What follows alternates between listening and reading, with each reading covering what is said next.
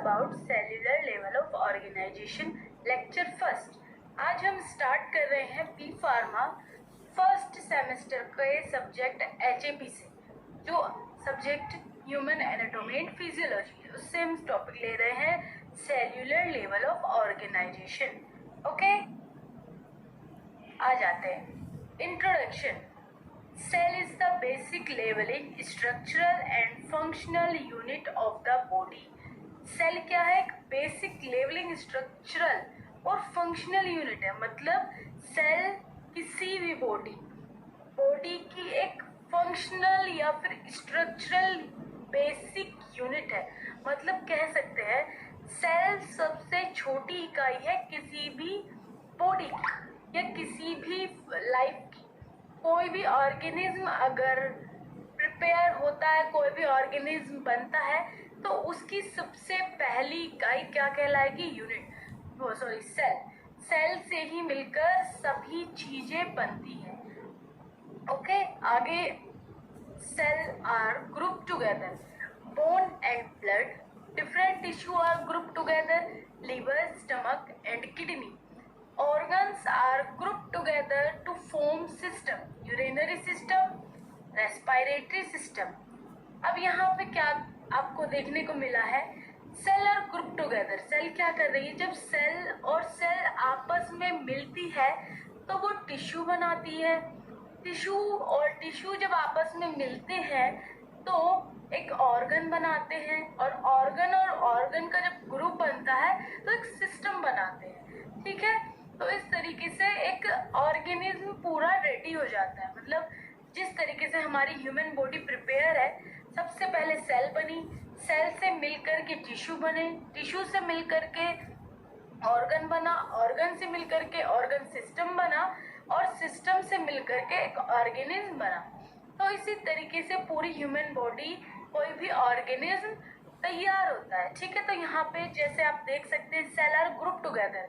Cell जब आपस में मिली तो एग्जाम्पल में इन्होंने लिखा है बोन एंड ब्लड। बोन्स के अंदर भी बहुत सारी सेल्स होती है, ब्लड के अंदर भी सेल्स प्रेजेंट होती है। Tissue are group together.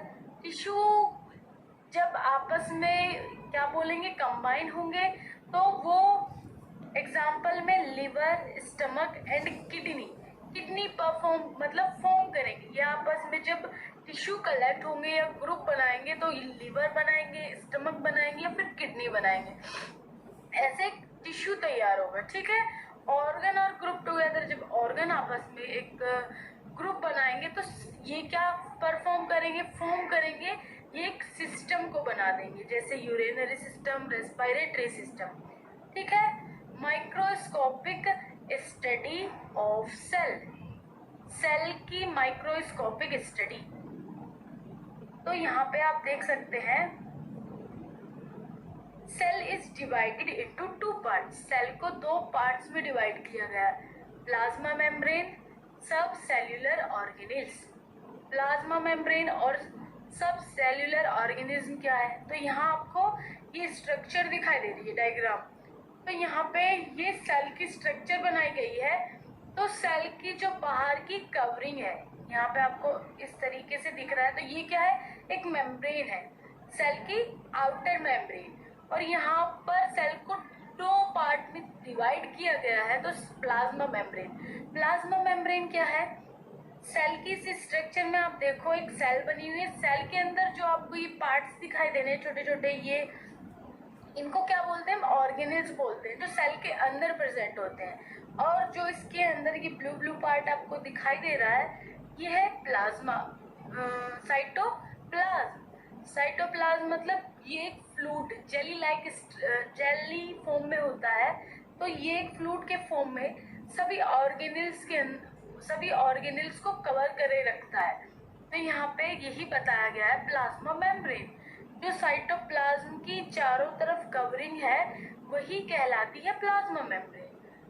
सब सेल्यूलर ऑर्गेनेल्स, और उस प्लाज्मा मेम्ब्रेन के अंदर काफी सारे ऑर्गेनेल्स प्रेजेंट होते हैं, जैसे ये एक माइटोकॉन्ड्रिया है, ये राइबोसोम्स हैं, न्यूक्लियर पोर है, nucleus, ribosomes, प्रोक्सिमोम्स,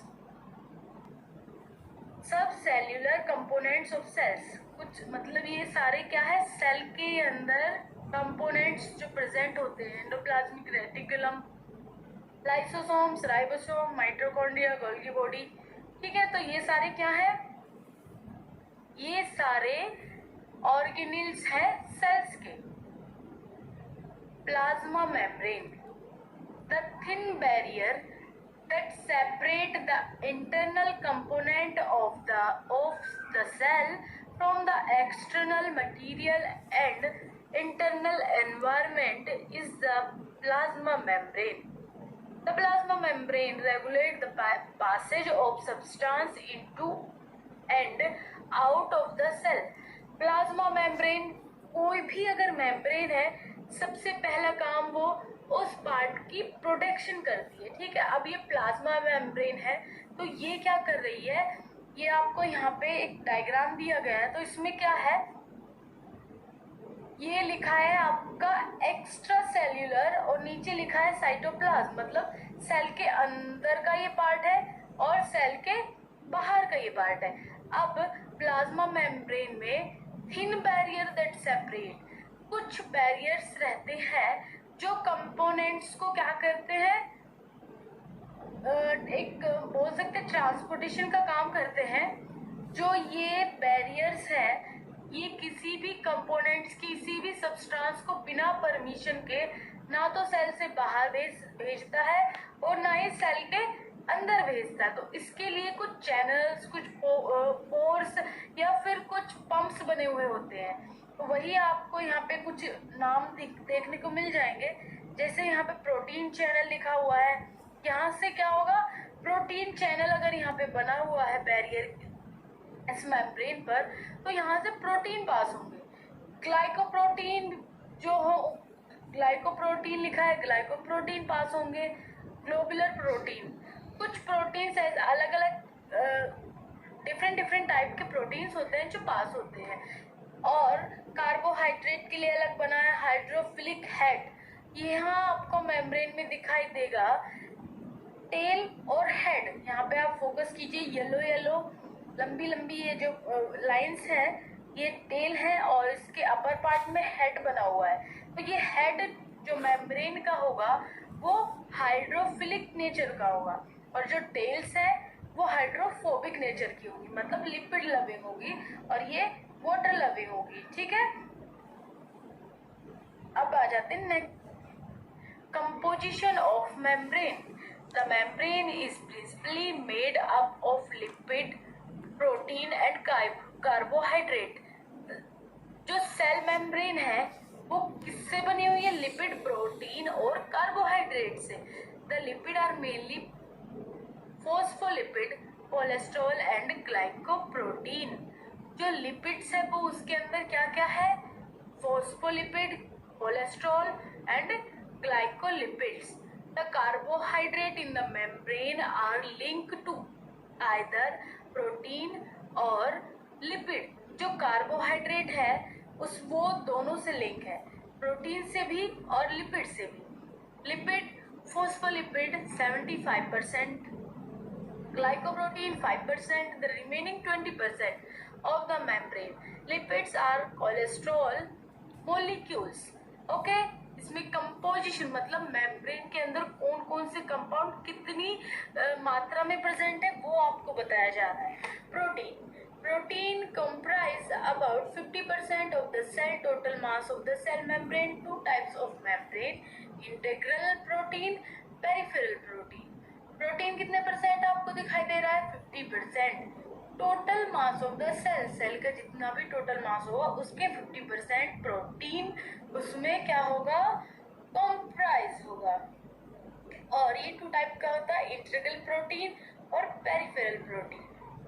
These protein can be further differentiated as channel protein, carrier protein, receptor protein, pump protein. इसके कुछ चैनल्स है जिसके थ्रू क्या होगा, ट्रांसपोर्टेशन होगा किसी भी सब्सटेंस का। जैसे चैनल प्रोटीन है तो वो अलग उस चैनल के थ्रू कुछ सब्सटेंस पास होंगे, कैरियर प्रोटीन है तो कैरियर के थ्रू कुछ पास होंगे। ठीक है, तो वो हम आगे देखेंगे। Next slide, sub cellular organelles of the cells. अब हम बात करेंगे सेल्स के अंदर जो जो ऑर्गेनेल्स हैं उनकी। तो सबसे पहले हम बात करते हैं साइटोप्लाज्म की। जो सेल है, सेल के ऑर्गेनेल्स के अंदर जो फ्लूइड भरा हुआ है, ऑर्गेनेल्स के अंदर नहीं, सेल के अंदर जो फ्लूइड भरा हुआ है, और उसमें जो ऑर्गेनेल्स आपको सेल के अंदर दिखते हैं वो उस फ्लूइड की वजह से ही क्या करते हैं, मूवमेंट थोड़े से घूमते रहते हैं, क्योंकि जो साइटोप्लाज्म होता है वो थोड़ा जेली लाइक होता है। ठीक है, तो यहाँ पे आप देखिए, the gel like substance enclosed within the plasma membrane and present external to the nucleus is called as cytoplasm। कैसी फॉर्म में है ये? जेल लाइक फॉर्म में है। ठीक है। Cytosol is transparent viscous gel like fluid containing 75 to 90% of water. जो cytosol है वो क्या है? Transparent viscous gel like fluid है, जो जिसमें 75 से 90% तक वाटर कंटेंट उसमें रहता है। Suspected and dissolved components such as protein, lipid and carbohydrate different in inorganic substance and salts. Nucleus. The nucleus is usually as spherical or oval in shape and largest structure in the cell. The nucleus separate of double membrane. जो nucleus है, अब आ जाते हैं हम cell के organelles में। Organelles की बात करते हैं तो सबसे पहले सेल का जो ऑर्गेनेल, मेन ऑर्गेनेल है वो क्या है? न्यूक्लियस। न्यूक्लियस एक मेन पार्ट भी बोल सकते हैं, और सबसे लार्जेस्ट पार्ट भी क्या है सेल का? न्यूक्लियस ही है। ये शेप में भी और स्ट्रक्चर में भी सेल का सबसे बड़ा ऑर्गेनेल है। ठीक है। The nucleus contain aggregation of protein, DNA and RNA. Nucleus मतलब ये आपको यहाँ पे दिखाई देगा, न्यूक्लियस के अंदर डीएनए, आरएनए और प्रोटीन तीनों एक साथ कंबाइन है। मतलब इसके अंदर डीएनए भी है, आरएनए भी है और प्रोटीन भी है। ओके। और ये क्रोमैटिन, यहाँ पे आपको 46 क्रोमोसोम्स दिखाई देंगे। न्यूक्लियर मेम्ब्रेन ये है, और न्यूक्लियर पोर। न्यूक्लियर पोर क्या होते हैं? इससे भी क्या होता है? ट्रांसपोर्टेशन का काम होता है। कुछ सेल से, वो न्यूक्लियस से अगर बाहर जाना है तो इन पोर्स के थ्रू जाएगा, और कुछ बाहर से अंदर आना है तो भी वो पोर्स, न्यूक्लियर पोर की मदद से ही अंदर आना जाना उनका होगा। जैसे पोर्स का क्या मतलब होता है? आपने अपनी स्किन पर देखे होंगे, जो हेयर्स हैं, हेयर्स के नीचे आप डाउन में देखो तो आपको छोटे छोटे छेद नजर आएंगे, तो उन्हीं छेद को पोर्स बोला जाता है। ओके। नेक्स्ट ऑर्गेनेल है ribosomes. These are tiny sphere that contain ribosomal RNA and several ribosomal proteins. Tiny sphere that contain ribosomal RNA. इसमें इसकी जो क्या है शेप है वो टिनी स्पेयर है, और इसके अंदर राइबोसोमल आरएनए और राइबोसोमल प्रोटीन्स प्रेजेंट होती है। These are the site of protein synthesis. Ribosomes का मेन काम क्या है? प्रोटीन की सिंथेसिस करना, protein synthesis. These are made up of 2 सब यूनिट्स। 2 सब यूनिट्स में ये बनी हुई है। एंड कौन कौन सी? Smaller sub unit and larger sub unit. Smaller में कितने हैं? 40s एंड लार्जर में 60%। आरएनए स्मॉलर साइज, मतलब जो सेल है, सेल के अंदर 2 साइज के राइबोसोम्स मिलेंगे आपको, 40s के और 60s के। Okay. Ribosomes are 2 type: membrane bound ribosomes. These are attached to endoplasmic reticulum. membrane bound ribosomes ये क्या होते हैं? ये एंडोप्लाज्मिक रेटिकुलम जो दूसरा ऑर्गेनेल होता है सेल का, उससे बाउंड, उससे अटैच रहते हैं। और सेकंड है free ribosomes. These are free in cytosome. ये एंडोप्लाज्मिक जो सेकंड टाइप के हैं वो एंडोप्लाज्मिक रेटिकुलम से अटैच नहीं रहते हैं, ये फ्रीली साइटोसोल के अंदर मूव करते रहते हैं।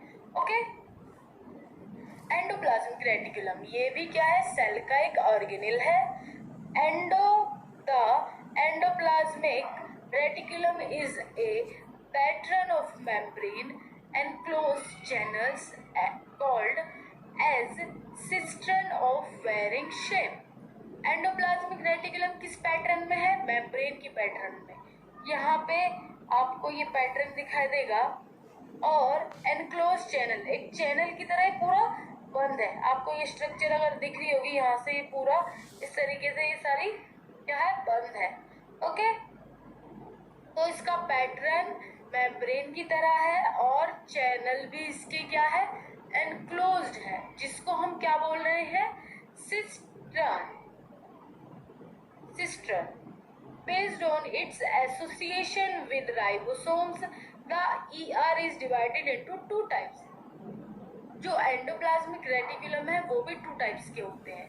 Rough endoplasmic reticulum, the ribosomes are attached on the surface, hence they are granular in appearance and rough. The ribosomes are attached on the surface. इस स्ट्रक्चर में आपको दिखाई दे रहा होगा राइबोसोम्स रफ एंडोप्लाज्मिक रेटिकुलम के चारों तरफ क्या है, कवर है पूरे। ये आपको डॉट डॉट दिखाई दे रही है, ये सब क्या है, राइबोसोम्स है जो एंडोप्लाज्मिक रेटिकुलम के चारों तरफ अटैच हो गई है। तो इसको क्या कहते हैं, जो चारों तरफ अटैच रहती है, rough endoplasmic reticulum. Smooth endoplasmic reticulum, smooth endoplasmic reticulum, the ribosomes are not attached to the surface, hence they are smooth in nature. ये कैसे होते हैं, यहाँ आपको इस नीचे वाले स्ट्रक्चर में देखने को मिलेंगे। ये स्मूथ इन नेचर, इनका नेचर स्मूथ है क्योंकि इस पे कोई भी राइबोसोम्स अटैच नहीं है। ओके, तो दो टाइप के ribosome, endoplasmic ribosome, endoplasmic reticulum हो गए हैं। नेक्स्ट आ गया है गोल्गी कॉम्प्लेक्स। गोल्गी बॉडी भी इसको बोल सकते हैं या फिर गोल्गी कॉम्प्लेक्स इसको बोल सकते हैं। It consist of 4 to 6 flatten sac called as cistern. इसको भी सिस्टर्न कह रहे हैं। और ये क्या है, 6 फ्लैटन सैक कॉल्ड, मतलब ये एक प्लेट की तरह upon each other like a bell of plate with the expanded bulges at their ends. यहाँ पे आपको इस स्ट्रक्चर में दिखाई दे रहा होगा, जिस तरीके से हम एक प्लेट के ऊपर एक और प्लेट रखते हैं, उसी तरीके से ये स्ट्रक्चर बनी हुई है। यहाँ पे देखो आप, पूरी इस तरीके से यहाँ पे एक प्लेट के ऊपर एक प्लेट इस तरीके से बनी हुई है स्ट्रक्चर में। ओके, ठीक है। नेक्स्ट पॉइंट में लिखा है the stack of Golgi sac has two defined regions. दो अलग अलग रीजन्स है, cis and trans. Trans region upper side में है, सिस रीजन लोअर साइड में। The protein are modifying and secreted outside the cell when needed through the secretory vesicles on the trans end.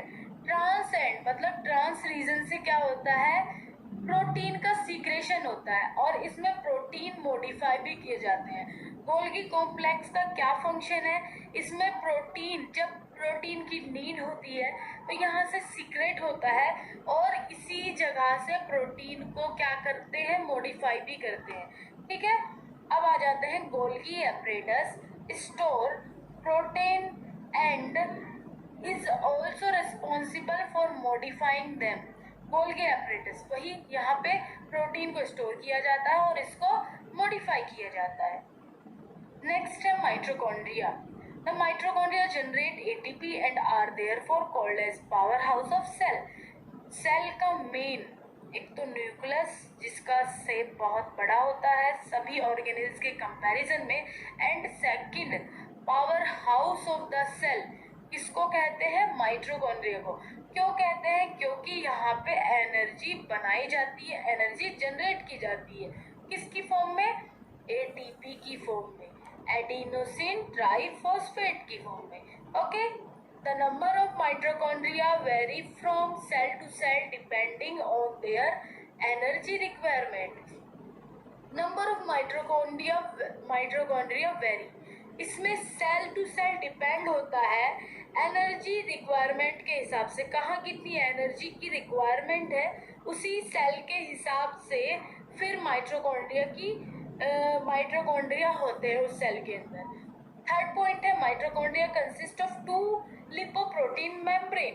अब mitochondria में दो lipoprotein membrane होती है, एक inner part में और एक अपर पार्ट में। First, fourth point, outer mitochondrial membrane, it is intact and cover the whole structure। जो outer membrane है वो पूरी whole structure को cover करे रखती है। inner mitochondrial membrane it contain a series of fold called as cristae। ये इस तरीके से जो fold बने हुए हैं, यहाँ पे आप ये डायग्राम देख रहे हैं ऐसे फोल्डिंग वाला, तो ये पूरा किसको कवर करके रख रहा है? क्रिस्टी, इसको बोल रहे हैं क्रिस्टी। तो इसको इनर माइटोकॉन्ड्रियल मेम्ब्रेन कवर करके रख रही है। नेक्स्ट है the oxidative enzyme of mitochondria cause oxidation of nutrient, carbon dioxide and water, release energy which is utilized in formation of adenosine triphosphate। Oxidative energy, mitochondria के अंदर oxidation process होती है जिसमें न्यूट्रिएंट, कार्बन डाइऑक्साइड, वाटर की जरूरत होती है और इसमें ऑक्सीडेटिव एंजाइम की मदद से ऑक्सीडेशन प्रोसेस की जाती है। रिलीज एनर्जी, एनर्जी रिलीज की जाती है which is utilise in the formation of adenosine triphosphate. वही इसमें एनर्जी को क्या किया जाता है? यूटिलाइज किया जाता है एटीपी फॉर्मेशन करने के लिए, मतलब बनाने के लिए। नेक्स्ट है lysosomes. Lysosomes are secretory vesicles formed from the Golgi complex. क्या लिख रहा है इसमें? गोल्गी कॉम्प्लेक्स से ही लाइसोसोम सीक्रेट होते हैं। और इसका जो मेन फंक्शन होता है, जिस तरीके से बॉडी का कुछ पार्ट खराब हो जाए, रप्चर हो जाए, तो जब सेल्स क्या हो जाती है? डेड हो जाती है। सेल डेड होने के कारण सेल के ऑर्गेनेल्स भी कुछ फंक्शन नहीं करते प्रॉपरली, तो उनके बैड मटेरियल को लाइसोसोम सेल से बाहर करता है। Okay, these are membrane bound spherical vacuoles which function as the digestive system of the cell। ये सेल के डाइजेस्टिव सिस्टम के जैसा ही वर्क करता है। जिस तरीके से डाइजेस्टिव सिस्टम फूड को इनटेक करने के बाद वेस्ट मटेरियल अलग कर देता है और अच्छा मटेरियल अलग कर देता है, तो उसी तरीके से लाइसोसोम्स भी वेस्ट मटेरियल को बाहर कर देता है। Okay, it contain 60 kind of powerful digestive and hydrolytic enzyme. 60 powerful digestive और हाइड्रोलाइटिक एंजाइम इसके अंदर प्रेजेंट होते हैं that can hydrolyse large molecules such as RNA, DNA, protein and lipids. Large मतलब ये बहुत सारे मोलिक्यूल्स को क्या करता है? हाइड्रोलाइज करता है। हाइड्रोलाइज का मतलब तो आपको पता ही होगा, हाइड्रोलाइज का मतलब होता है तोड़ना, और तोड़ने के बाद अच्छा मटेरियल रख लेता है और वेस्ट मटेरियल सेल से बाहर कर देता है। Lysosomal enzyme work best at acidic pH 5।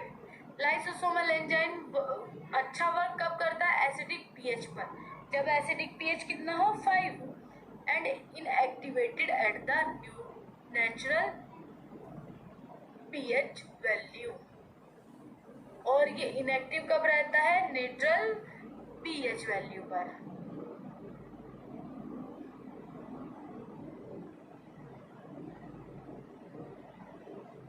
Oxysomes, first point है these organelles are similar in structure to lysosomes but comparatively smaller in structure। these organelles किसकी तरह है? सिमिलर है लाइसोसोम्स की तरह, लेकिन comparatively smaller in structure, इनकी according to lysosomes structure क्या होती है, कुछ छोटी होती है। It contain many oxidase enzyme that oxidize, remove hydrogen atom, various organic substances such as fatty acids, amino acids and uric acid। तो इसके अंदर बहुत सारे ऑक्सीडाइज एंजाइम प्रेजेंट होते हैं जो क्या करते हैं, हाइड्रोजन एटम्स को रिमूव करते हैं, और कुछ ऑर्गेनिक सब्सटेंसों को भी। कैसे कैसे सब्सटेंस है, फैटी एसिड्स हो गए, अमाइनो एसिड्स और यूरिक एसिड्स को क्या करता है, पर ऑक्सीसोम्स ऑर्गेनिल्स क्या करता है, बोल सकते हैं हम इसको, ऑक्सीडाइज करता है। Okay, in order to protect the cell from the toxic effect of hydrogen peroxide, और क्या करता है, सेल को प्रोटेक्ट करता है टॉक्सिक इफेक्ट से। Peroxisomes also contain the enzyme catalyze। catalyze enzyme भी इसके अंदर peroxisomes के अंदर प्रेजेंट होता है। catalyze decompose हाइड्रोजन peroxide और utilize it to oxidize another organic compound।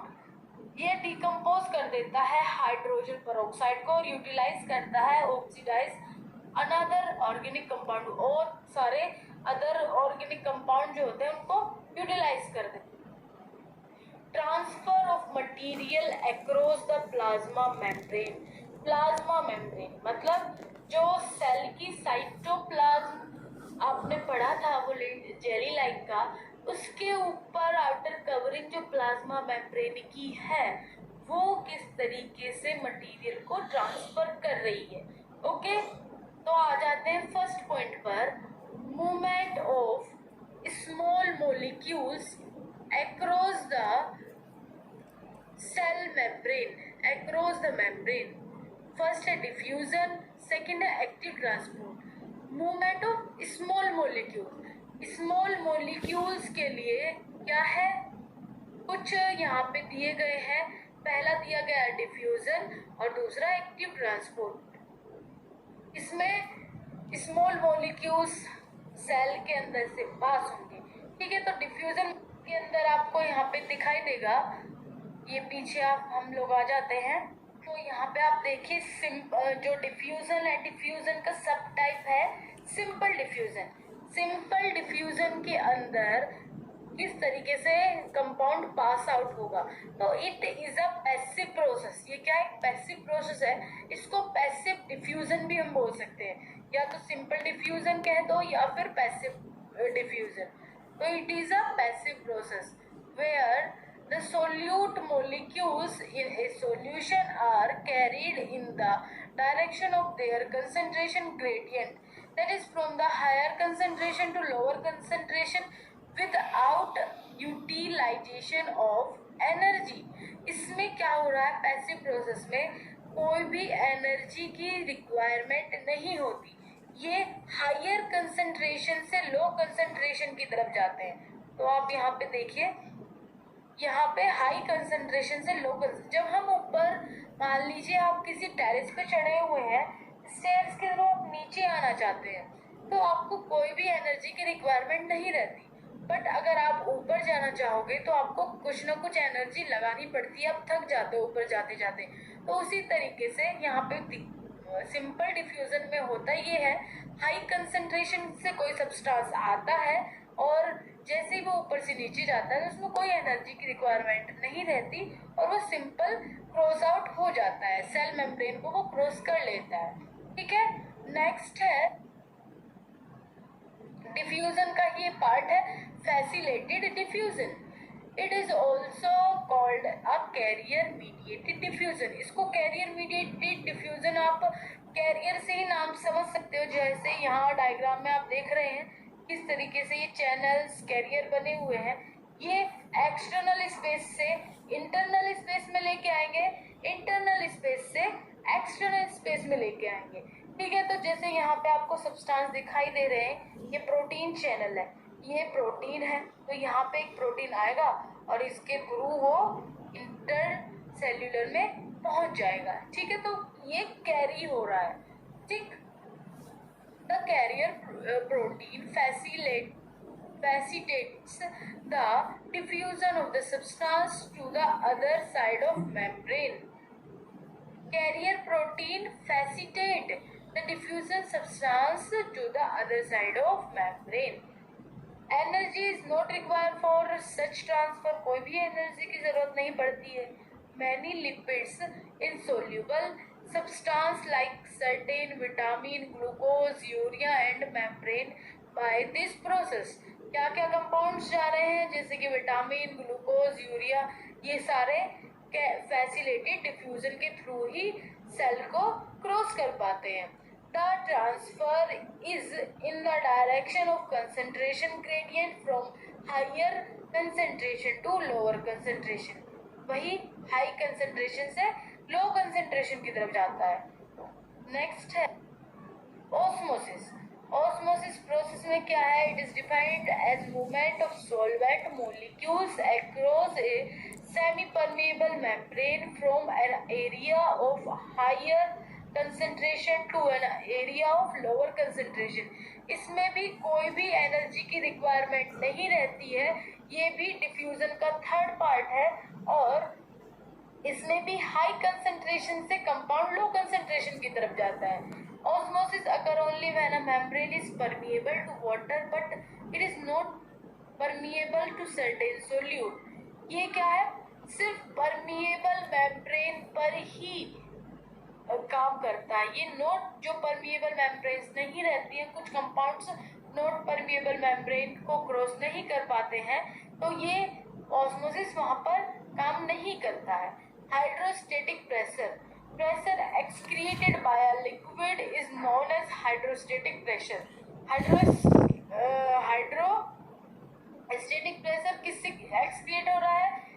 किसके द्वारा? लिक्विड के द्वारा, जिसको हाइड्रोस्टेटिक प्रेशर कह रहे हैं. That force the water molecules to move back into the left turn.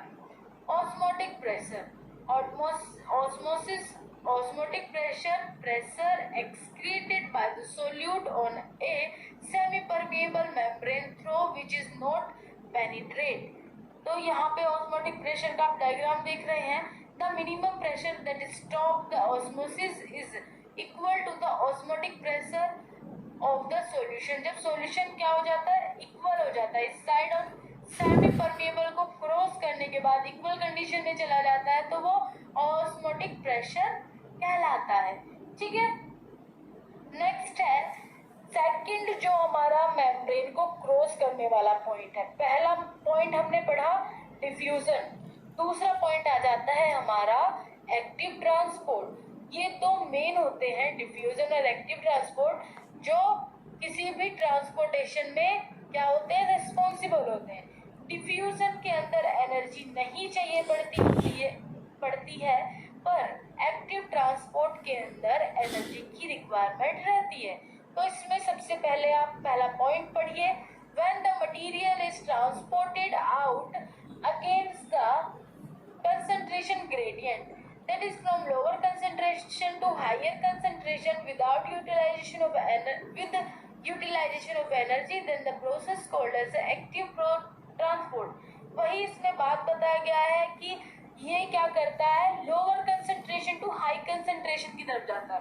और जो हम डिफ्यूजन प्रोसेस में पढ़ रहे थे उसमें हाई कंसेंट्रेशन से लो कंसेंट्रेशन की तरफ हमारा सब्सटेंस जा रहा था.